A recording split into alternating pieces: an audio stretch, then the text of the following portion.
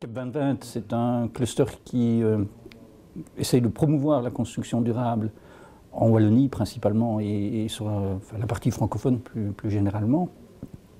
Alors on a la particularité d'être composé de trois, ce que nous appelons nous, les trois piliers de la construction durable, donc les architectes ou les bureaux d'architecture, les constructeurs entrepreneurs et les producteurs de biens et services. Et dans les producteurs de biens et services, on retrouve notamment les producteurs de matériaux, mais aussi les producteurs d'équipements en énergie renouvelable par exemple. Et puis dans les producteurs de services, ce sont entre autres les auditeurs PEB et tous les bureaux d'études techniques qui peuvent intervenir, je dirais, dans la logique de la construction durable. Je crois qu'un des enjeux vraiment majeur pour l'avenir, c'est toute la problématique de la rénovation. Donc je pense qu'en termes de construction neuve, il y a un balisage qui commence à être fait de façon assez correcte. Je pense qu'on est aussi aidé quelque part par le cadre législatif qui est le cadre européen, le cadre wallon, qui tend évidemment à ne plus construire que des bâtiments qui répondent à un certain nombre de critères. Et on est aujourd'hui aux critères quasi passifs. Et demain, on sera au critère zéro énergie. Donc ça, c'est assez clair. On a une feuille de route qui est quand même assez précise. Mais cette législation concerne les bâtiments neufs ou les grosses transformations. Et donc, reste tout l'enjeu de la rénovation d'habitation classique. Et dans l'enjeu, évidemment, de cette rénovation, on retrouve une bonne partie aussi des problématiques qui sont liées aux villes et au développement des villes et aux quartiers dans les villes. Puisque c'est aussi ce type d'habitat qui est principalement visé par la rénovation. Et donc ça, c'est vraiment l'enjeu, je pense, fondamental, à la fois sur un plan technique, parce qu'on ne sait pas utiliser évidemment les mêmes technologies, les mêmes méthodes de réalisation que dans du bâtiment neuf. Et donc il y a effectivement un certain nombre d'efforts sur le plan technique. Et deuxièmement, il y a aussi un problème en termes de performance.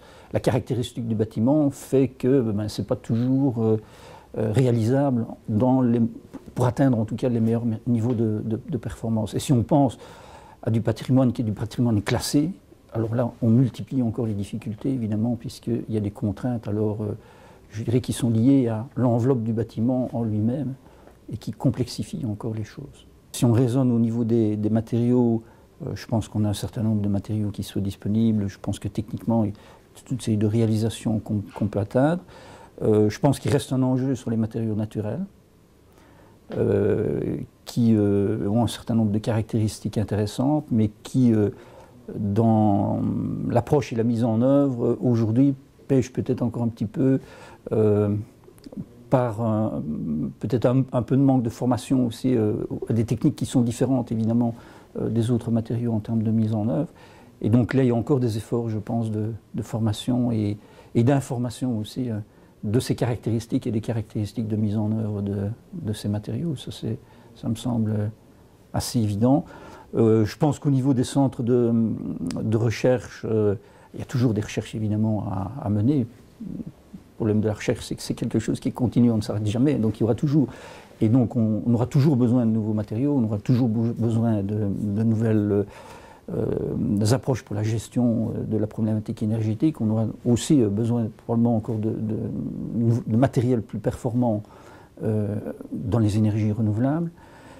Mais en gros, je crois qu'aujourd'hui, on peut répondre à ce qui est demandé, je dirais, habituellement en termes de performance. Et en formation, on travaille pour le moment sur un gros projet au niveau wallon, qui est la création d'un centre dédicacé à la construction durable qui s'appelle Greenwall, et dans lequel le cluster est un des partenaires avec l'IFAPME, la CCOE et une série d'autres partenaires, je dirais, Greenwin aussi est dedans. Et donc c'est là aussi d'avoir demain un outil qui sera plus dédicacé, je dirais, aux problématiques de la construction durable que les outils de formation qu'on a aujourd'hui dans le domaine de la construction. Et ça se fait en bonne entente, puisque c'est l'ensemble des partenaires qui sont impliqués dans ce projet, définir le contenu pédagogique, mettre un certain nombre de ressources en commun. Et je crois qu'en tout cas vis-à-vis des professionnels, c'est important.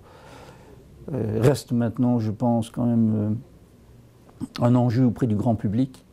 Là, je pense qu'il y a peut-être encore un effort de clarification, je crois, dans les terminologies qui sont utilisées. Je crois qu'aujourd'hui, ce qui nous pénalise peut-être un petit peu, c'est qu'on utilise des termes, pas toujours les bons termes pour les bons contenus, et donc ça crée quelque part de la confusion dans le grand public.